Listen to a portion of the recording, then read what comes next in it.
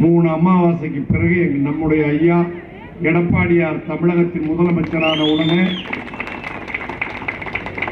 நல்லா ஞாபகம் வச்சுக்கோங்க தாய்மார்களே, ஆயிரக்கணக்கான தாய்மார்களுக்கு முன்னாடி பணிவோட உத்தரவாதமா சொல்லிக்கிறேன், 1300 கோடி ரூபாய் செலவில திட்டம் கொண்டு வரப்பட்டு 95% பணிகள் எடப்பாடியார் முதலமைச்சராக இருக்கும் போதே முடித்து விட்டார்கள். மீதி 5% பணிகளை இன்னும் முடிச்சுட்டே இருக்கிறாங்க. இன்னும் இந்த ஆட்சி இருக்க வரைக்கும் முடிச்சுட்டே இருப்பாங்க. அதனால தான் நான் சொல்றேன், நம்ம ஐயா எடப்பாடியார் முதலமைச்சரான மறுநாள் திருப்பூர் மாநகரம் முழுவதும் மேட்டுப்பாளையம் பவானி ஆற்று தண்ணீர் கொட்டோ கொட்டு என்று கொட்டும். சுவையான தண்ணீர் 1300 கோடி ரூபாய் கொடுத்து கொண்டு வரப்பட்ட இந்த குடிநீர் திட்டம் இன்றைக்கு பாழாய் போய்கிறது. 22 மேல்நிலை தொட்டிகள் பிரம்மாண்டமா கட்டியாச்சு. ஆனா இன்னைக்கு தண்ணி சரியா எல்லா பக்கம் வருதாமா?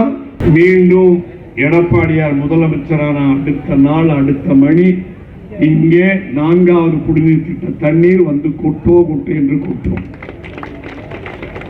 மதுராந்தகத்துல நம்முடைய 2 பேர் ஒன்று சேர்ந்து மேடையில் இருந்தாங்க. யார் சொல்லுங்க? நம்ம மோடிஜி, எடப்பாடியார். தமிழ்நாட்டு மக்களுக்கு அந்த நிமிடத்திலிருந்து நிம்மதி நிம்மதி நிம்மதி. உறுதியான ஒரு முடிவுக்கு வந்துட்டீங்க நீங்க. மீண்டும் அம்மா ஆட்சி வரப்போகிறது. அம்மா ஆட்சி வந்தால் முதல்ல என்ன வரும்? ஏழை பெண்களுடைய தாலிக்கு 1 பவுன் தங்கம் வரும். அது போக அனைத்து தாய்மார்களுக்கும் மாதம் 2000 ரூபாய் தகுதியுள்ள பெண்களுக்கு மட்டும் கொடுத்தாங்க. நம்ம ஆட்சி வந்தோன்னா முதல் கையெழுத்து அனைத்து தாய்மார்களுக்கும் மாதம் எவ்வளவு?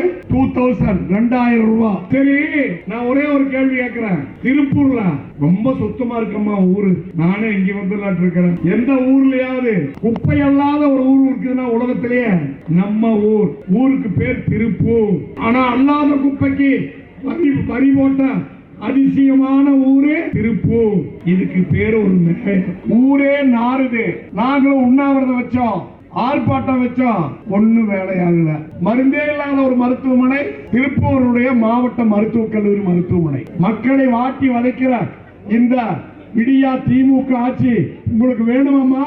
நல்ல ஆட்சி வேண்டும் என்றால் நம்முடைய ஐயா எடப்பாடியார் ஒரு விவசாயி. இந்த பொல்லாத ஆட்சி, இந்த பொல்லாத திமுக இனி தமிழ்நாட்டில் இருக்கவே கூடாது. திமுகங்கிற ஒரு கட்சி இருந்ததுக்குண்டான அடையாளமே இருக்கக்கூடாது. தாய்மார்களே, உங்கள் கால்களை பிடித்து மன்றாடி கேட்டுக்கொள்கிறேன். திமுக குடும்ப வாரிசு அரசியல் கட்சி, வேரோடு வேரடி மண்ணோடு வீழ்த்தப்பட வேண்டிய கட்சி. எந்த கட்சி? தீண்டத்தகாத தீய சக்தி திமுக. முதல்ல யார் சொன்னா? புரட்சி தலைவர் எம்ஜிஆர் சொன்னா. யார் சொன்னா? தீண்டத்தகாத தீய சக்தி திமுக என்று சொன்னது புரட்சி தலைவர் எம்ஜிஆர்.